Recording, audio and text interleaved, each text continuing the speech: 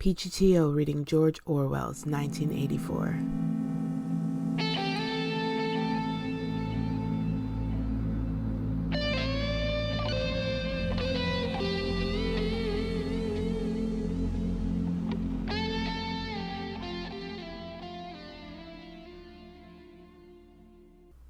Chapter 2. Winston picked his way up the lane through dappled light and shade, stepping out into pools of gold wherever the boughs parted. Under the trees to the left of him the ground was misty with bluebells. The air seemed to kiss one's skin. It was the 2nd of May. From somewhere deeper in the heart of the wood came the droning of ring-doves. He was a bit early. There had been no difficulties about the journey, and the girl was so evidently experienced that he was less frightened than he would normally have been. Presumably she could be trusted to find a safe place. In general, you could not assume that you were much safer in the country than in London. There were no telescreens, of course, but there was always the danger of concealed microphones by which your voice might be picked up and recognized. Besides, it was not easy to make a journey by yourself without attracting attention. For distances of less than 100 kilometers, it was not necessary to get your passport endorsed, but sometimes there were patrols hanging about the railway stations, who examined the papers of any party member they found there and asked awkward questions. However, no patrols had appeared, and on the walk from the station he had made sure by cautious backward glances that he was not being followed. The train was full of proles, in holiday mood because of the summery weather. The wooden-seated carriage in which he travelled was filled to overflowing by a single enormous family, ranging from a toothless great-grandmother to a month-old baby, going out to spend an afternoon with in-laws in the country, and, as they freely explained to Winston, to get hold of a little black market butter. The lane widened, and in a minute he came to the footpath she had told him of, a mere cattle track which plunged between the bushes. He had no watch, but it could not be 15 yet. The bluebells were so thick underfoot that it was impossible not to tread on them. He knelt down and began picking some, partly to pass the time away, but also from a vague idea that he would like to have a bunch of flowers to offer to the girl when they met. He had got together a big bunch and was smelling their faint, sickly scent when a sound at his back froze him, the unmistakable crackle of a foot on twigs. He went on picking bluebells. It was the best thing to do. It might be the girl, or he might have been followed after all. To look around was to show guilt. He picked another and another. A hand fell lightly on his shoulder. He looked up. It was the girl. She shook her head, evidently as a warning that he must keep silent, then parted the bushes and quickly led the way along the narrow track into the wood. Obviously she had been that way before, for she dodged the boggy bits as though by habit. Winston followed, still clasping his bunch of flowers. His first feeling was relief.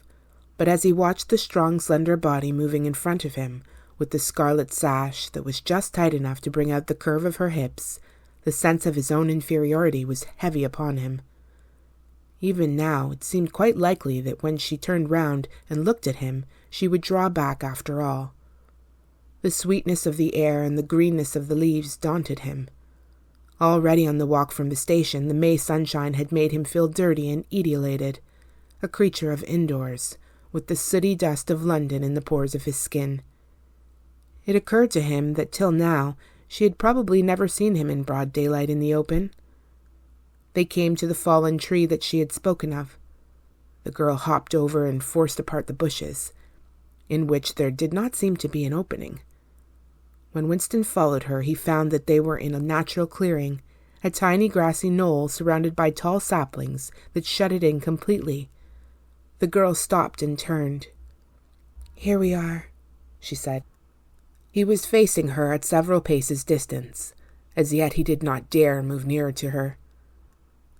"I did not want to say anything in the lane," she went on, "in case there's a mic hidden there. I don't suppose there is, but there could be. There's always the chance of one of those swine recognizing your voice. We're all right here." He still had not the courage to approach her. "We're all right here?" he repeated stupidly. "Yes. Look at the trees." They were small ashes, which at some time had been cut down and sprouted up again into a forest of poles, none of them thicker than one's wrist. There's nothing big enough to hide a mic in. Besides, I've been here before. They were only making conversation. He had managed to move closer to her now. She stood before him very upright, with a smile on her face that looked faintly ironical, as though she were wondering why he was so slow to act. The bluebells had cascaded onto the ground. They seemed to have fallen of their own accord. He took her hand. "Would you believe," he said, "that till this moment I didn't know what color your eyes were?" They were brown, he noted, a rather light shade of brown, with dark lashes. "Now that you've seen what I'm really like, can you still bear to look at me?" "Yes, easily." "I'm 39 years old. I've got a wife that I can't get rid of. I've got varicose veins. I've got 5 false teeth." "I couldn't care less," said the girl. The next moment, it was hard to say by whose act, she was in his arms. At the beginning he had no feeling except sheer incredulity. The youthful body was strained against his own, the mass of dark hair was against his face, and yes, actually, she had turned her face up and he was kissing the wide red mouth. She had clasped her arms around his neck. She was calling him darling, precious one, loved one. He had pulled her down onto the ground. She was utterly unresisting. He could do what he liked with her. But the truth was that he had no physical sensation, except that of mere contact. All he felt was incredulity and pride. He was glad that this was happening, but he had no physical desire. It was too soon. Her youth and prettiness had frightened him. He was too much used to living without women. He did not know the reason. The girl picked herself up and pulled a bluebell out of her hair. She sat against him, putting her arm round his waist. "Never mind, dear. There's no hurry. We've got the whole afternoon. Isn't this a splendid hideout? I found it when I got lost once on a community hike. If anyone was coming, you could hear them 100 meters away." "What is your name?" said Winston. "Julia. I know yours. It's Winston. Winston Smith." "How did you find that out?" "I expect I'm better at finding things out than you are, dear. Tell me, what did you think of me before that day I gave you the note?" He did not feel any temptation to tell lies to her. It was even a sort of love offering to start off by telling the worst. "I hated the sight of you," he said. "I wanted to rape you and then murder you afterwards. 2 weeks ago I thought seriously of smashing your head in with a cobblestone. If you really want to know, I imagined that you had something to do with the thought police." The girl laughed delightedly, evidently taking this as a tribute to the excellence of her disguise. "Not the thought police? You didn't honestly think that?" "Well, perhaps not exactly that, but from your general appearance, merely because you're young and fresh and healthy, you understand. I thought that probably—" "You thought I was a good party member, pure in word and deed. Banners, processions, slogans, games, community hikes, all that stuff. And you thought that if I had a quarter of a chance, I'd denounce you as a thought criminal and get you killed off." "Yes, something of that kind. A great many young girls are like that, you know." "It's this bloody thing that does it," she said, ripping off the scarlet sash of the Junior Anti-Sex League and flinging it onto a bough. Then, as though touching her waist had reminded her of something, she felt in the pocket of her overalls and produced a small slab of chocolate. She broke it in half and gave one of the pieces to Winston. Even before he had taken it, he knew by the smell that it was very unusual chocolate. It was dark and shiny and was wrapped in silver paper. Chocolate normally was dull brown crumbly stuff that tasted, as nearly one could describe it, like the smoke of a rubbish fire. But at some time or another he had tasted chocolate like the piece she had given him. The first whiff of its scent had stirred up some memory which he could not pin down. but which was powerful and troubling. "Where did you get this stuff?" he said. "Black market," she said indifferently. "Actually, I am the sort of girl to look at. I'm good at games. I was a troop leader in the Spies. I do voluntary work 3 evenings a week for the Junior Anti-Sex League. Hours and hours I've spent pasting their bloody rot all over London. I always carry one end of a banner in the processions. I always look cheerful, and I never shirk anything. Always yell with the crowd, that's what I say. It's the only way to be safe." The first fragment of chocolate had melted on Winston's tongue. The taste was delightful. But there was still that memory moving around the edges of his consciousness, something strongly felt but not reducible to definite shape, like an object seen out of the corner of one's eye. He pushed it away from him, aware only that it was the memory of some action which he would have liked to undo but could not. "You are very young," he said. "You are 10 or 15 years younger than I am. What could you see to attract you in a man like me?" "It was something in your face. I thought I'd take a chance. I'm good at spotting people who don't belong. As soon as I saw you, I knew that you were against them."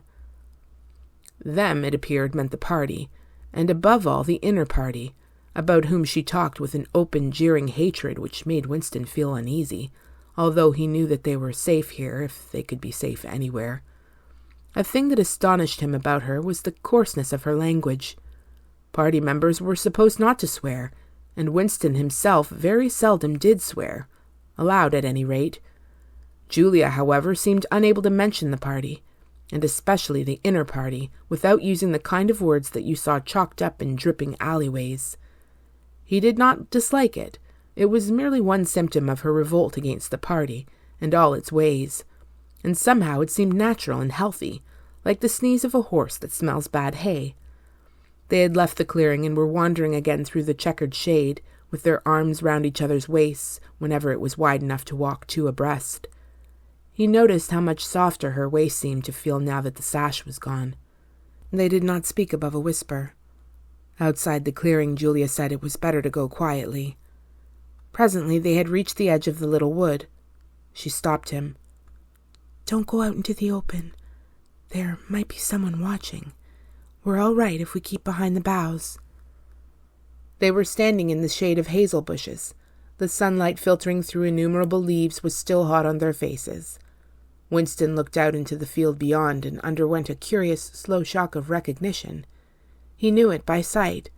An old, close-bitten pasture with a footpath wandering across it and a molehill here and there.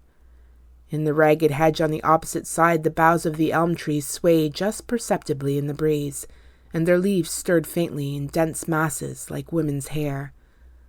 Surely somewhere nearby, but out of sight, there must be a stream with green pools where dace were swimming. "Isn't there a stream somewhere near here?"